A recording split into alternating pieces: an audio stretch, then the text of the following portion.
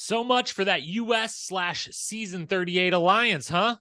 Plus, Callum and Michele going steady. Kyland wants to chat while Melissa wants to make out. These group daily challenges are not getting any easier. Hughie is keeping the house sane. Ciarran rides for his UK roots. Rayvn can't just go along with the group and move over Jessica's highly edited but still horrible Deliberation speech. There's a new king of shooting himself in the foot in town, and his name is Chauncey. It's the challenge. Battle for a new champion. Episode 2 recap coming up right now.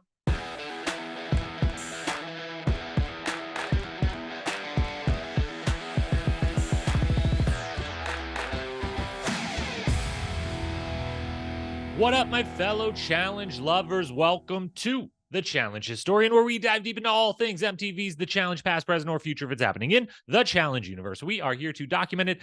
I am your host and dedicated Challenge historian, Jacob Hollabaugh. Thank you so very, very much for being here with me today on this Thursday, coming the day after episode 2 aired. As has been said the last few weeks, I happen to have some Wednesday night commitments the first couple of weeks of this season, so I appreciate your patience in me getting these episodes out to you. That will not be the case moving forward. These recaps will be coming late on Wednesday night, immediately after the episodes air, and man, what good episodes they have been thus far. Loved episode 2, so much to dive into. Loved episode 1, loved episode 0, the launch special. Loving this season.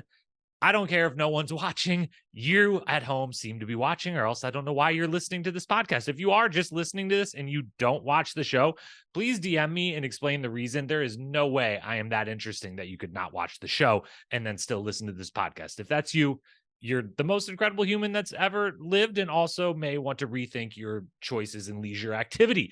Anyways, programming reminders before we hop into episode 2 of B-Fank. This, as I just said, is the last episode for a while. That'll be coming on Thursdays. Amazing concert last night. Shout out to the legends, Connor Price, Nick D, Graham, the whole crew, everyone that was there. Wonderful, wonderful time. Well worth the wait to watch this wonderful episode of The Challenge for a few extra hours to go to that show. So shout out to them. That's where I was last night. That's why we're here on Thursday. In the future, these will again be on Wednesday nights.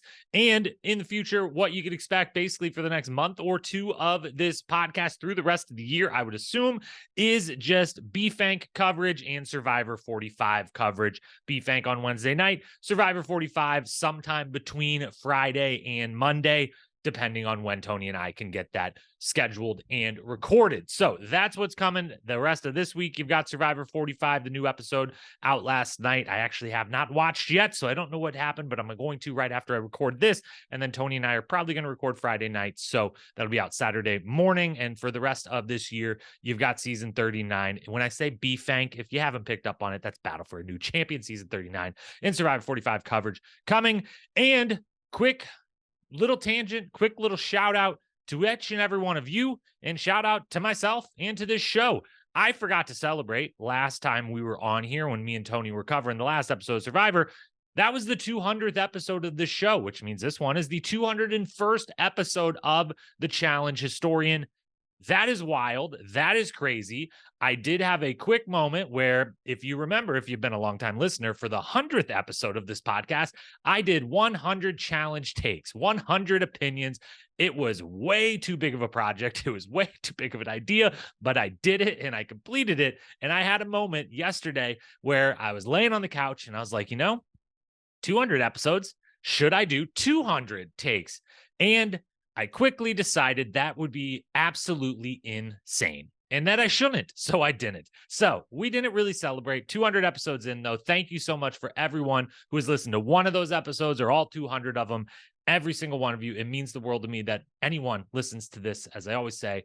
And the fact that a lot of you now kind of do is really wild and insane, and I love it, and I love you, and I appreciate you. Thanks for being here. Feel free, if you've never, if you've listened to any or all of these 200 episodes without ever hitting the follow or subscribe button, or liking it, or even leaving a rating if you're listening on Apple Podcasts, which I know most of you are. I can see the statistics. Those ratings and reviews really, really help get it out to more people. So thank you.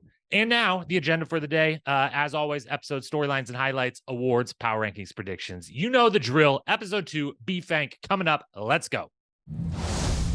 First section of the episode, they're at the house. They're not there very long. I kind of appreciate the new 90-minute model that they're going for here. Quick house segment, pretty quick daily challenge, and then a very long house segment that can be some strategy, but also some fun, as we see this episode, and we'll get to later. I'm liking that. So the first house segment, couple things to point out. First one, Jay and Chauncey have their chat. It's icy. They're trying to get on the same page. They both, via confessional, are like, we're not on the same page, but to each other's face, we're saying they're on the same page. I didn't listen to all the podcasts last week, all the different coverage, but I do remember someone pointing out, or maybe it was one of you wonderful folks on YouTube watching right now, that commented about finding out via the podcast that this conversation between Jay and Chauncey, or a version of this conversation, had happened and we didn't see last week. And that made me think that this one we're seeing in this episode maybe possibly took place a couple days earlier in the timeline than they're making it shown here, or maybe it was spliced up, or then I do think later in the episode they kind of flash back to this conversation and they say 2 days earlier, and it was like, wasn't that last night or something? So timelines, as always, edited show, as always, it's a little bit wonky.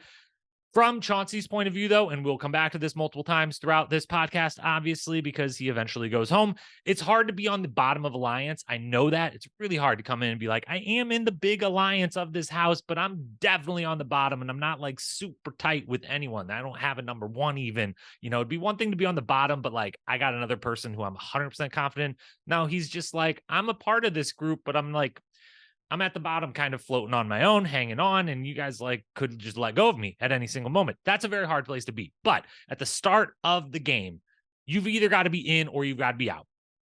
Little middle of the game, later in the game, you can definitely be searching for your escape route. You can definitely be searching for your way to backstab or your way to ingratiate yourself and kind of move up the ladder, so to speak. But first couple rounds, first couple days in the house, just be happy you're a part of a major alliance and be 100% all on board with it, all for them, making no bones about it, making sure you're like, hey, like, I might be on the bottom, but I'm in it, right? Okay, good. We're in it. I'm in it 100% locked in. I'll worry about being on the bottom when we actually get down the road, and I have to worry about that. You've either got to be all in or all out. Being on the bottom and waffling this early is a really tough spot to be. I will say, though, I like the honesty from him and from Jay a little bit in this moment where, Chauncey's like, hey, I came into the house with reservations about if we'd work together. We're having this conversation. I would like to work together. I think we could put it all behind us. I like the honesty there. You don't always see that in a challenge house or any of these game show houses. So I give him props for that. Second thing to talk about, Olivia and Hughie bonding. Love Hughie so much. I loved this conversation. I loved this little moment between them. I'm glad they're becoming friends, and I'm glad that these conversations are still, I know they're still happening in the challenge house. I'm glad we get to see this one. It's great to get backstory on Hughie. He's a gem of a human being. He has an interesting backstory that many of us are probably not familiar with, that lifestyle, that group of people, that culture, the whole thing. So it's good to always shine a light on that, shine a positive light on that, give us his perspective, learn more about him. And he's just wonderful. And this is what the 90-minute episode should be used for, is more of these types of moments. This has nothing to do with the game, almost at all. His confessionals refer it back to the game. It's, why he's willing to work hard, why he's not uncomfortable, why he's so good in social settings, et cetera, et cetera. He does relate it to the game, but it's about him and about him as a person and this culture he comes from and this group of people he comes from. And it's really wonderful. I would love if we could maybe extend a few of these. We've got 90 minutes to work with. I appreciate you. I'm sorry for asking for more when you first give it to us, but the 30-second version doesn't always do this justice. So can we double that, triple that? I don't know. Can we make it a little bit longer scene with him learning more and more about her? Maybe get some of Olivia's reactions as they're kind of talking about her growing up and everything too. So loved this scene, would love more of it, but I appreciate that they're using the 90-minute episodes to give us back some of these things that have been missing or lacking in recent seasons. Then we're quickly off to a daily challenge, which was incredible. I loved this game. It looked very hard, incredibly hard. I expected it to go as it did. When they explained the whole thing, I was like, TJ, there's no way in hell. Similar to last week, the 10-minute time limit last week, shout out my friends at Challenge Fandom Podcast. They had a big debate about was 10 minutes enough last week. I thought it was the proper amount.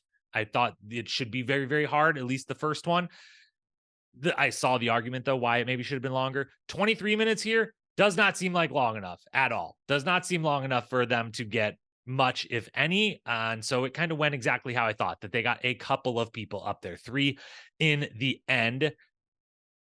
I appreciate them being hard. I think, again, I would prefer this be, it starts at 500,000 and you can get up to 1 million, something like that. The money is not enough for me right now, but I do think it should be hard to earn the money. I just wish the money was starting at a higher part, and, then it's really hard to earn on top of that.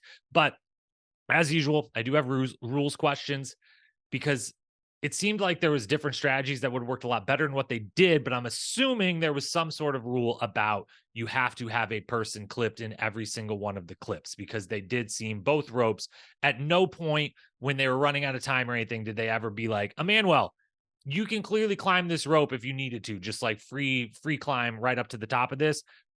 Let's do that. Anyone that could climb the rope on their own, climb up the one rope that is a complete hot mess, the other one could pass the balls up and we can at least get a few more. So there clearly was like some sort of rule of only once everyone is clipped in or every spot has someone in it can people ascend all the way to the top. I don't know.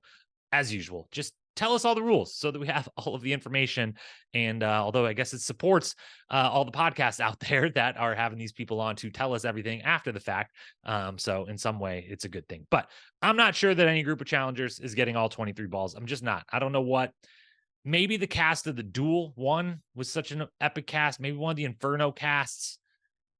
Yeah, I don't know. There's not many casts I could think of that would have been like, give them this challenge, give the exact same parameters, exact same situation, and they're going to get all 23. It just seemed way, way too hard. But I'd also think most are going to get more than 3. I think they still did pretty poorly. I think they probably should more have gotten around 10 to 12 or so of them, like get half the people up would have been a little more impressive. As for good and bad performers of the group, it is harder to judge in this group setting, but judge we still will. On the good side, Kyland, Zara, and Michele, all I think are the 3 of the folks that end up at the top, and Zara and Michele I think are 3 of the original swimmers to get the balls and then end up on top. But the climbing portion for them seems not to have been much of a problem. They did so rather easily once everyone was in their position. So that's good on them and a good sign for them, as it's hard for people to stand out if you did do a good job in these types of challenge. So for them, everyone will remember, well, those 3 did get to the top. So like they did climb over me and they got all the way to the top. That's a good thing for them. Corey and Locky both did very good at being the big people, like the big people jobs of this, of like kind of be near the bottom, push people up over you, be really good steps the whole way. They seem to do a really good job at their job. And Olivia as well, throw in that group. I was so nervous for Olivia's hands the whole time. I'm just nervous for Olivia to get injured again after last season. She should never suffer another injury in her entire life, her entire existence. And everyone kept stepping on the hands over and over, or like near her hands. And I was like, God damn, don't like step on her shoulders and face if you have to, but like don't step on her hands. That looks painful. So shout out to her as well. On the kind of poor side, Horacio maybe he's trying to grab the game too much. Maybe he's trying to do a little too much here. He should not have been the anchor spot on the very bottom. That spot is very difficult. That spot maybe, I think it's got to, I know from the start, they're like, if we put the biggest person on the bottom, they're never going to get to the top. And they're thinking like, how do we get all 23? You probably should have just started from a place of let's try to get 15 of these. And then if there's time left, like we'll try to pull a miracle or whatever. But Corey and Locky should probably, if anyone, be the bottom and just be the biggest, sturdiest, heaviest anchor for the first steps, the first climbing on top of that can take kind of the most punishment. And then those, a shout out to, I'm not even going to name, but there were a few folks who maybe were going to struggle with the climbing portion who kind of just waded in the water, which was very smart, versus the Hughie that's like, I'll do it. I'll give it a shot, and then falls. And then everyone's like, well, Hughie did fall. And it's like, there were some folks that kind of took the chaos and saw it around them and were like, maybe we'll just wait here and act like we're, waiting our turn, and the horn will blow and no one will know that we couldn't have done it, or maybe we weren't competent in doing it. So smart strategy from those folks. 6,000 earned. That's not a lot. They are not playing for nearly enough money. Yeah, it makes me mad. Next up in sequential order would be Back at the House. We're going to skip that for a moment and talk nightclub and Melissa and Kyland. Definitely one of the biggest storylines of the episode. Definitely one of my favorite parts of the episode. One, they're at the nightclub, they're having fun. And yes, there's some strategy stuff involved in the nightclub scene, but there's also people dancing. There's people having fun. There's the little dance line tunnel thing. And then there's people goofing around, and there's people making out, and there's people chanting for other people to make out. It's all great. I'm glad we get to see this again. Thank you for using the new 90 minutes more wisely than has been done in the past. I'm glad this is not just an extra 30 minutes of the daily in the elimination and the deliberation, but it's 30 extra minutes. Basically, the 30 minutes of the show that's added in is the kind of personal stuff and the fun stuff that we've started to reference here. Now, Mel and Kyland. I really enjoyed this. I enjoyed the initial scene we find out of them. He's giving her the back massage from the completely wrong position. If you want to give someone a back massage, you don't sit cross-legged and have that person put their head in your lap and stretched out away from you. It's not the ideal position to give someone a back massage from, but it is a very romantic position. I will leave it at that. But then here in the club, we get a real raw moment of vulnerability and a conversation about some like real life stuff and two people being kind and vulnerable towards each other. It's amazing. I love it. And we need, this is the stuff that it's one thing when it's over on Survivor and it's like the only story we get is kind of like more similar stories to this, not people chanting make out and them not making out. That part doesn't happen on Survivor. But the kind of heartwarming backstory type of stuff. But there's a medium ground, and that sometimes Survivor may push way too far with it, but the challenge has been like kind of devoid of it, more or less. Or if they even try to do any of it, it's very half-hearted, or it's maybe very manufactured, and it doesn't always, come off as actual real and raw. And like we're actually learning something about a person and about subject matter, and we're seeing people treat each other really like good, kind humans and everything else. So I just love this moment between them, or the eventual moment between them. I did not like the initial very awkward moment of everyone huddled around them on the stage chanting to kiss and to make out. And, it obviously doesn't happen. And Mel's feelings get hurt, and Kyland is confused and also a little upset himself and everything else. I didn't love that awkward part. It's interesting television, and it obviously then leads to the very interesting and cool conversation that we see that follows.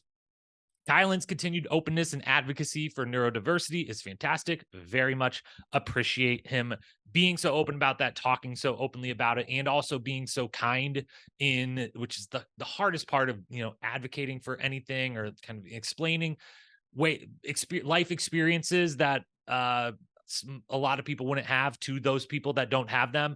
The hard part is then being like kind, and sometimes those people's responses not immediately, like, their confusion or their questions maybe being dumb or silly or whatever, and being really kind about like having to explain it, or it's just a tough position to be in, and he handles it flawlessly in this show and online in his whole life. So he's awesome, he's wonderful, it's all appreciated. I will say this, a learning lesson for him, as much as it takes total sense after the fact. He explains himself, everything lines up. It's this great conversation, the whole thing.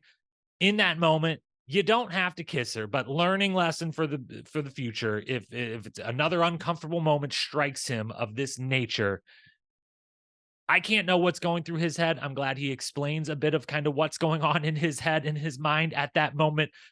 But to be empathetic to her position, I get why she was like, what the fuck? Why is this so hard? Why I just, feel rejected in this moment in this big television stage here. But he needs to, like, in that moment, you don't have to kiss her, but find a way to realize her part of the situation too, and maybe let her know, like, can we not be on a stage in front of people? Because I do want to kiss you and I like you, but this is making me uncomfortable. The whole people and stage part is making me uncomfortable. You got to, if you can, for the next time this ever comes up, if it comes up, I don't know how often Kyland will be on stage with people chanting to kiss someone, but that's his homework is to try to work on that and be able to, at least in the moment, give a little nod so that there can be a little less hurt feelings. But again, the eventual conversation is amazing. Who knows if the clocks that are shown later that night, when they go home from the club, they end up in bed together.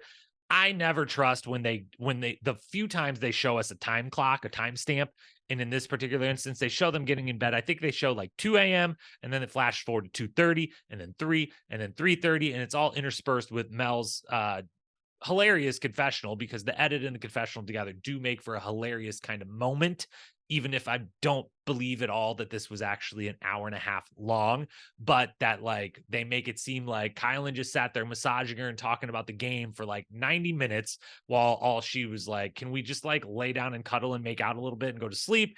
And two very different needs or wants being met there in that moment. They make it seem really funny, but I will say every time they move the clock up, they're both laying in the exact same position. He's massaging the exact same part of her body, and they can't really tell all that he's talking about.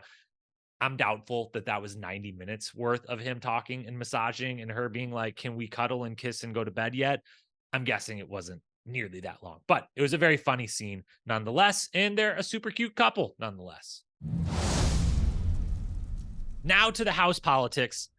The U.S. guys with Chauncey in the room, they want Hughie out or into elimination. The U.S. guys without Chauncey in the room kind of want Chauncey in the elimination, which is interesting. Shout out Corey Lay leading. Corey and Jay are the two that seem to be leading the discussions the most in this early going. Horacio, I think too, I just don't think we've seen his, but I think for the 38 girls that are the strongest alliance and contingent in the house thus far, more on them in a moment. I think he's, the most locked in talking to them, but I think Jay and Corey, it seems like every time we see one of these scenes of the US guys having a chat, a bunch of them in a room together, it's one of those two leading that discussion.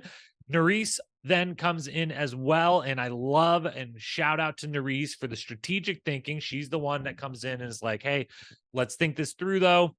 If we are all kind of deciding between Hughie and Chauncey and we're all set on like it's one of those two, is Chauncey just going to say Hughie? And in that respect, should we just throw Hughie in to not, and like use that as leverage versus Chauncey? She's thinking through all of the steps. She's thinking like a vet and making sure that they do the right thing. And whether or not they end up doing the right thing, they are thinking through all the repercussions and all the different versions of it. Very good stuff from her.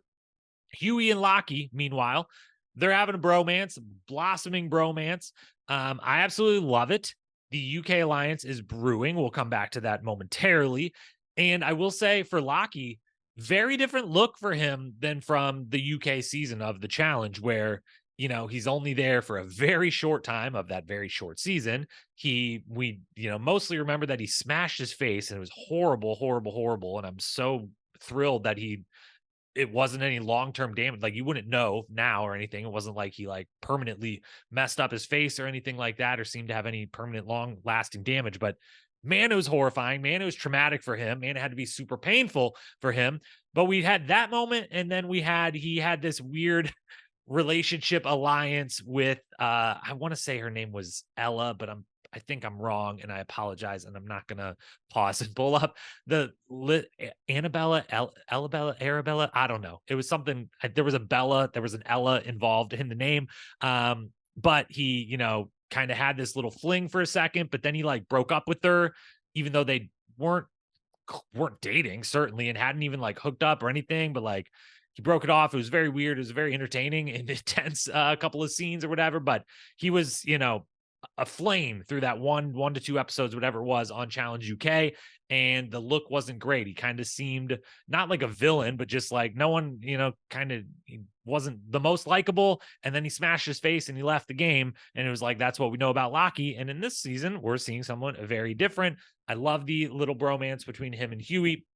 I like the vibe Locky's bringing, and I like that he is pointing out something that is a part of this game for sure, is yes, in the scenario they're currently in, we do want to win more money and add more money to the house, but you do want, and we've seen so many times in the past, like you want people that you enjoy living in a house with and just hanging out with and being around, because otherwise it's really boring and it's really miserable, and it can get really, really, really miserable if you end up in a house with like, sure, a bunch of people you agreed to vote with, but like that you're not actually that friendly, you're not really having fun with, and the days just drag and drag and drag. And so I appreciate him being like, look, Hughie is the one who is causing the most fun in the house. He is making me laugh. He's making me forget about the game. He's keeping me sane, as he says over and over. Love all of that.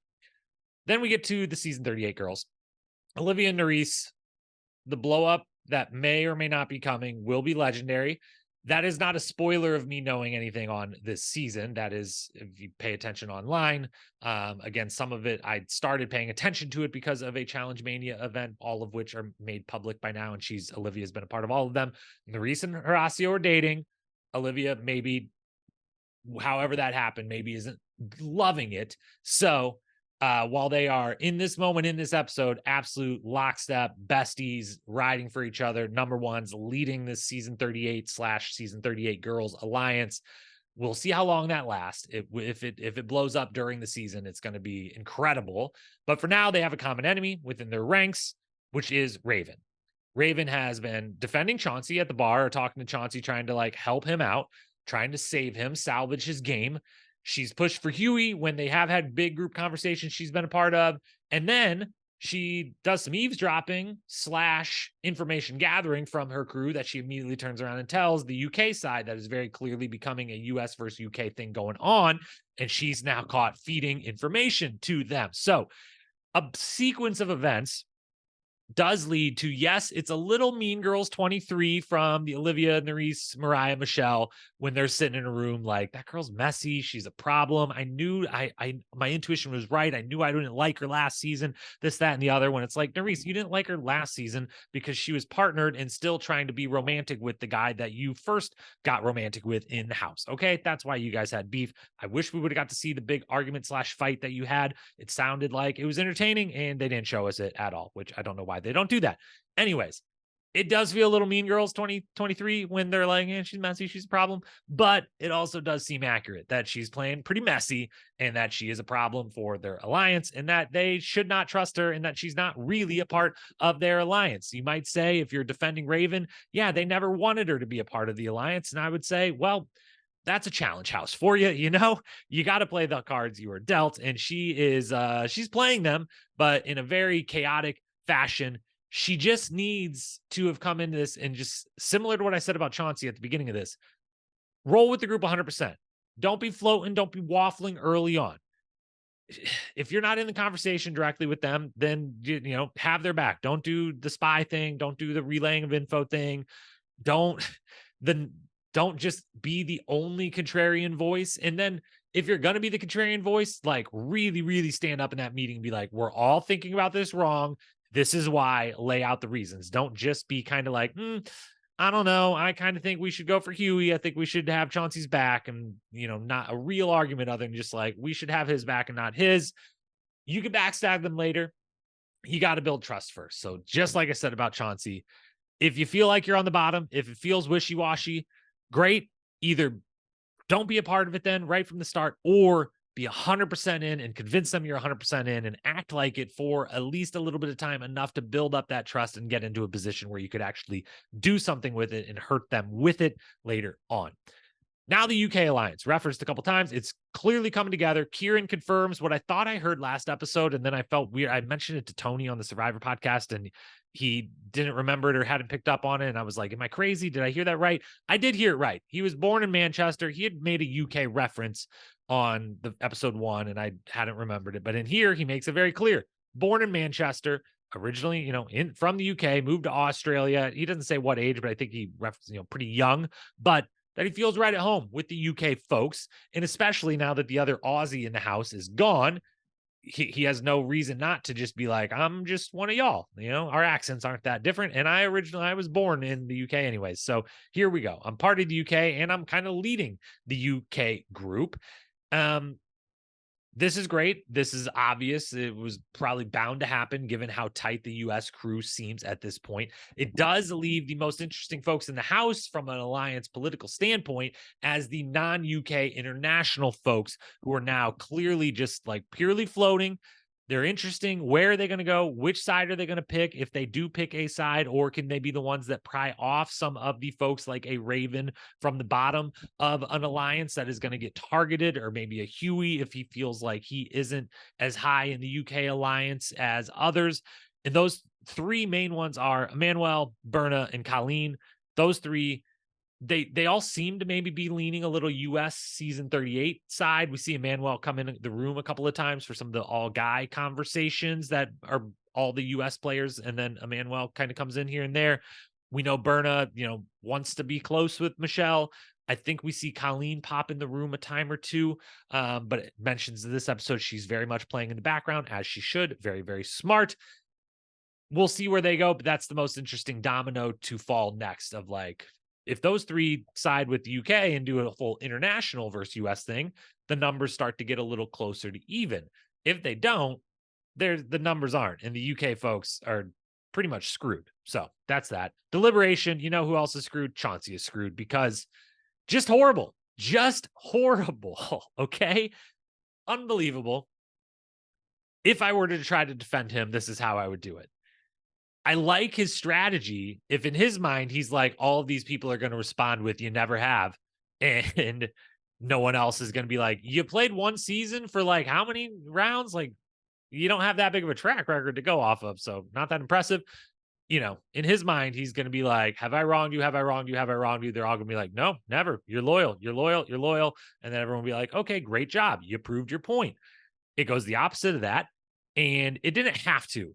Horacio, Michele, and Jay could have, if they wanted to keep him around, could have in that moment been like, no, you haven't. Loyal guy.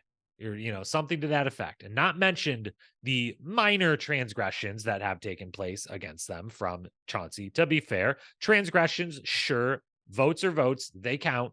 But he didn't win a daily and pick you independently to go in or anything like that. Okay.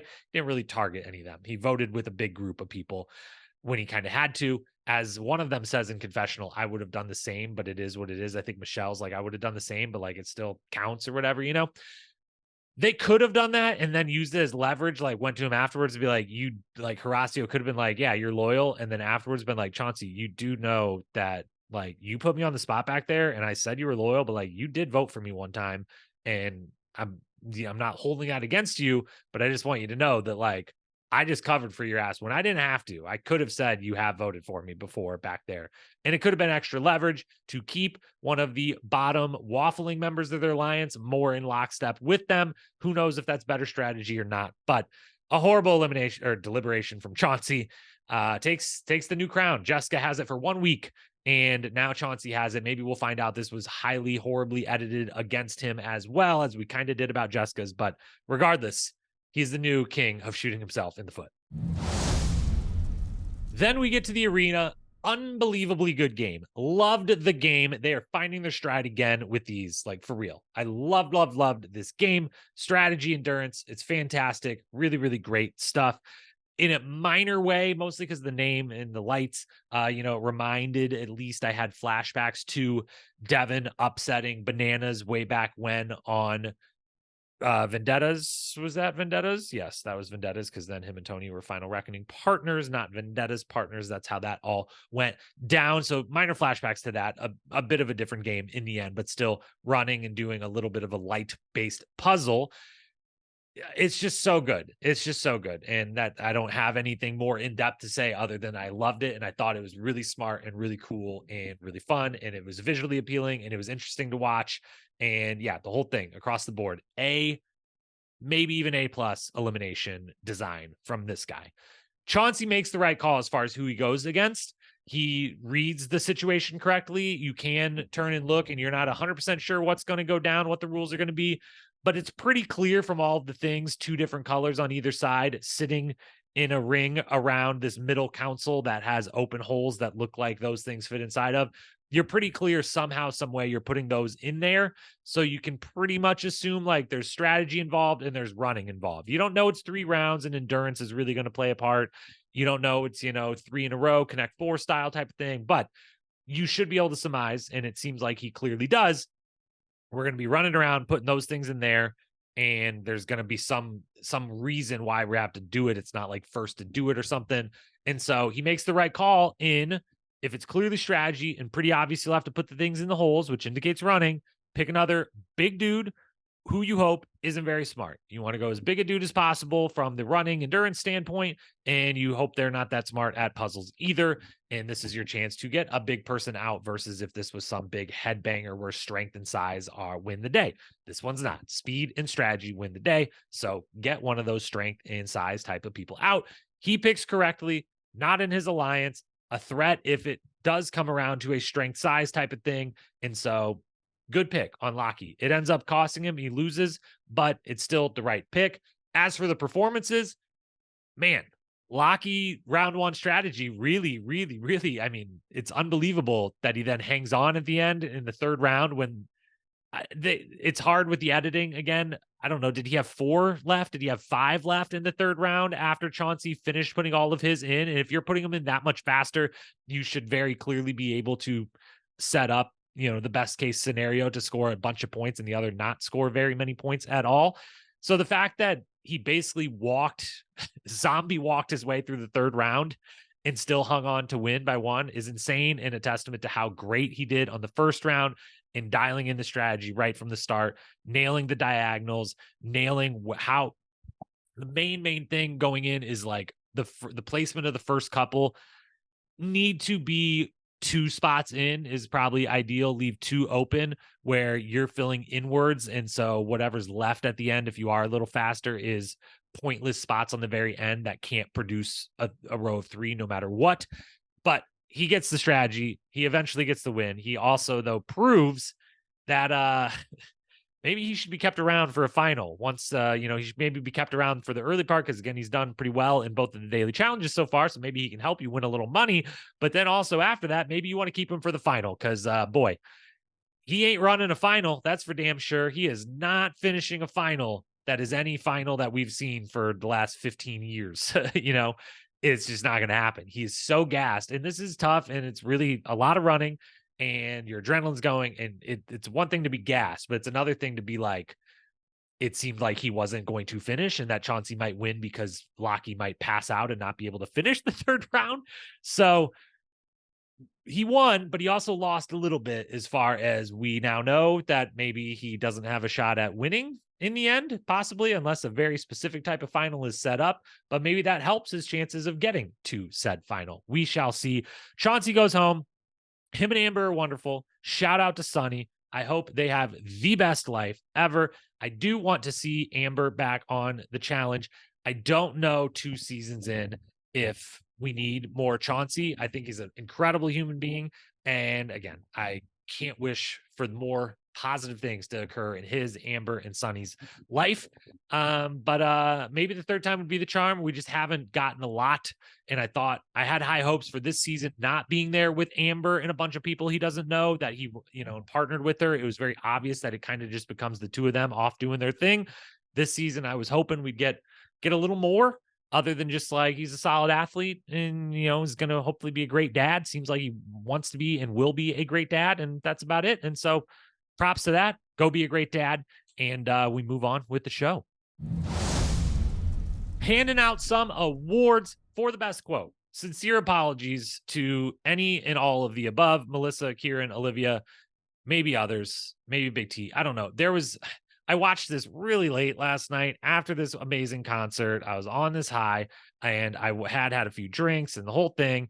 And, the notes weren't as extensive as they typically are. I was a little more leaning back and just enjoying and being entertained by the episode. And there was a couple quotes I know that I missed. I think they might have come from a Melissa, a Ciarran, Olivia. I'm not sure. So sorry to all those folks who I forgot to write down.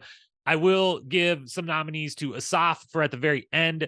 His little, if you think the challenge is hard, just wait till you get home, talking about, parenting is the challenge of a lifetime. I really enjoyed that coming from him. And then the one that I will nominate and give as the winner that I did remember to write down was Big T's quote about Hughie. Kim K, move aside because Hughie is in town. Love that. Of course, we could only make it a couple episodes before many references to Hughie's butt has to occur. So Big T gets the award there. Best moment. Some small ones and some big ones here. First nominee, Michele kissing the ball while swimming during the daily. was really wonderful and fun. And they, get the little helmet cam of her being like, "Oh my gosh, it's mine. Hooray!" And kisses it and holds it up or whatever. And everyone's like, "Can we keep swimming here?" Like, we know every one of us has a ball with our name on it in there. Great. You found yours. We still got to get them all over there. I liked that little moment. Second one, I'll just say it. Locky and his tidy whities was more impressive than I imagined that was going to be. And so it's hard to pull off tidy whities in 2023. And Locky did. And it seemed like Hughie agreed. Third nominee, Rayvn being, we didn't mention this one before, but Rayvn being very open about her politicking attempts. She says, very matter of factly, "I'm not usually into guys like Ciarran." She doesn't necessarily, I think she stops there and doesn't say, "I'm not into Ciarran," but I'm not necessarily into guys like Ciarran. But he is proving to be a strong competitor. He likes me, and it could be good for my game to be closer to him, aka some class A politicking going down here, potential politicking going down. No politicking has occurred yet, but it is in the ether. It is being thought about. And so we may very well get some classic politicking in episodes to come, as Rayvn has to, at this point, move over to the UK alliance, right? I mean, she's toast on the US alliance as it currently stands. We'll see if it stays that way. Fourth nominee, Kyland and Melissa's chat at the bar. Again, amazing. Love getting this real, raw, vulnerable. Love how kind both of them are to each other in that moment, and hearing each other out and empathizing with each other and learning more about each other so that we can learn about them and different parts of life and different things about life. It's all really wonderful. Felt a little bit like we were watching a moment from an episode of The Real World, not The Challenge. And the more of that, the better, I say. Final one then. At the very end of the episode, another little small Michele moment. I'm sorry. I know I just adore her and love her. So maybe I pick up on every little tiny thing that she does. Or maybe she's just doing a lot of really small but funny, entertaining little things that help make the show and little tiny moments fun and interesting. And at the end of the episode, when TJ gives his, "When my countdown hits 0, you'll lose control and all chaos will ensue," or whatever he says, something to that effect. And, they're looking for the entire cast on the dais to like make a reaction to that. It's one of those like manufactured moments of like, TJ's going to say the thing, and then you guys got to like, applaud or do whatever. It's very quick, but they kind of pan through a couple people reacting to TJ saying that. And one of which is Michele, who gives a very exaggerated, like, "Oh, I'm so scared," and like rolls her eyes and fakes being scared or terrified. And it's just really funny and spot on because, yeah, every episode TJ has to say, the next big twist is coming, this, that, or the other, be scared, this is the hardest ever, whatever. Like he's got to sell the show, sell every episode, sell every mission, challenge, et cetera, et cetera, et cetera. So it was really funny to see someone be like, "Oh my gosh, TJ is going to change the format of the game. Never seen that before," and just have this funny reaction. So those are your nominees. I will, of course, give the award, though, to Kyland and Melissa for being wonderful human beings. Episode MVP, Ciarran in 5th, Michele in 4th, Nurys in 3rd, Rayvn in 2nd. Kyland and Melissa somehow didn't end up on this list. They should have been on this list, so they're somewhere in there too.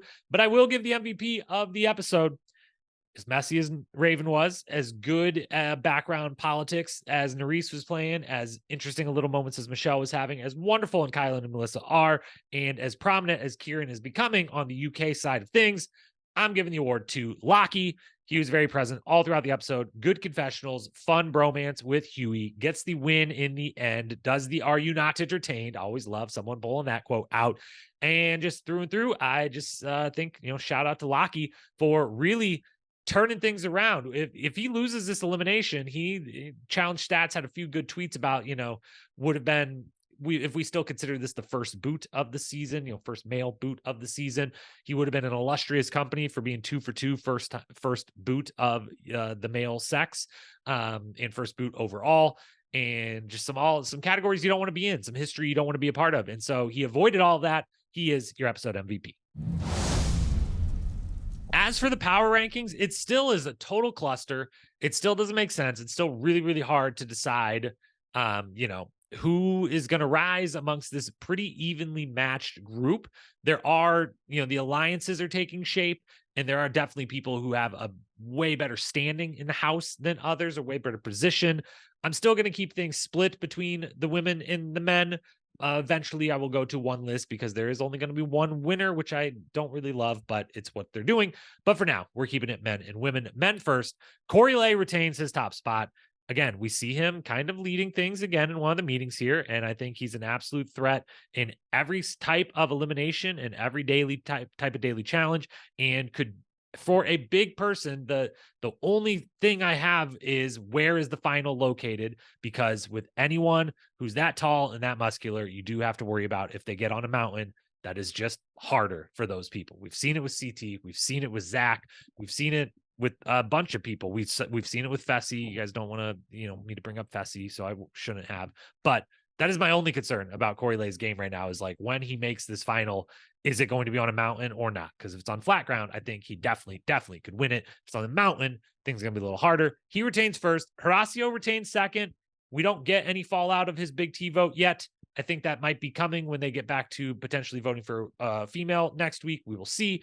But he's got, the strongest relationships probably in the house, and he's incredibly good. And he can definitely, if he's in the final, absolutely win that final, no matter where it takes place. So he's second. I've got Ed third. He moves up a spot. I've got Ciarran moving into the top four, previously unranked. Ciarran moves into the fourth spot. On the women's side, I've got Olivia going from 2 to 1 because I'm dropping Mel from the top spot down to fourth.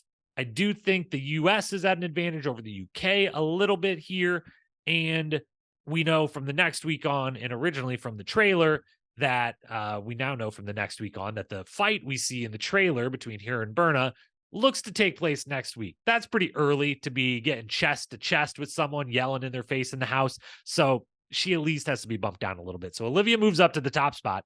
Great connections, great competitor. Michele is in second spot now, moves up one as well. Same thing, great connections and good at some of the competition portions of this game. We'll see if the romance, holds her back at all, or if the too many friends that has bit her in the butt on basically every one of her seasons bites her in the butt here. I think this is the season where too many friends is going to be a positive for her.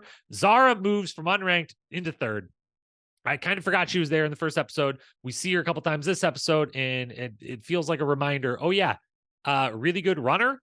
And, if anyone from the UK side on the women's side, like maybe Mel and Big T are the bigger targets, maybe Zara is a little more easily, actually ingrained with the Callum and Lockies of the world that, did the season with them versus just comes from UK reality television.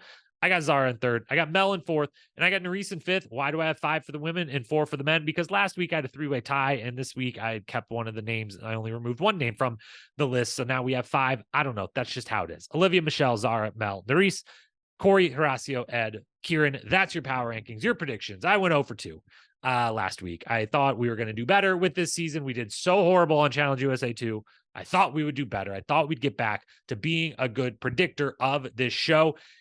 And we're not. I mean, it's a long run cold streak right now. I mean, we finally, for the first time ever in my entire challenge career, not just from the podcasting, the 6 or 7 seasons, whatever I've covered on the podcast at this point, but just my entire fandom of the challenge, I had never accurately predicted the winner going into the season that I could remember until Ride or Dies, where I picked Tori and Devin on the record, and they won, and it was amazing. And wow, I actually picked a winner, right? Like, you've got to be kidding me. And ever since that correct prediction came to fruition, I have been so god awful at making some of the easiest predictions for episode by episode of the show. So we're going to keep trying. We're not getting rid of it, not bailing, just letting you know that I would expect everything that comes out of my mouth to not happen at this point. Last week I said they would kind of nominate captains and they would earn the money at the next challenge. Did they kind of do both those things? Technically, they earned some money. They did earn $6,000. I'm not counting that as earning money. That was pitiful. They kind of almost had captains, but not really. Like Horacio and Ciarran were kind of captains, and Michele was kind of a captain, but not really. So I didn't get that right. And then I said the men would be like, nah, we're still voting in women. And they didn't. They acquiesced immediately. And it seems like the House is at least agreed on that let's alternate men, women, and not make it messy and battle the sexes in here. So that was a 1 episode situation to see who had to go first. And we'll see if that continues. Now, my predictions for next week, though. Episode 3, also known as episode 4. Episode 3.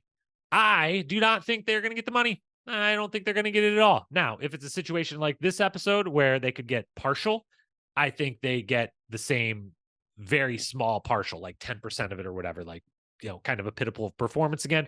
But if it's 50 or 0 again, all or nothing, I'm going with nothing. I don't think they are. I don't think they're going to get any of them, to be honest with you. I think they're going to go 0 for 4. And the second prediction is Berna will be in the elimination, because I believe that the men will definitely hold strong on it's every other. And when it's meant to be a girl's day, it's going to be a girl's day, because I think they're too fragile of egos to allow anything else. And plus, it seems like the next obvious targets, Ravyn seems like a new target for everyone, might fall on the women's side. So it's going to be a women's elimination. And based on the fact that we know Berna and Mel's big blow up is next week, I think we find some common ground between the US and the UK, and they decide, okay, we'll let one of the floaters go in.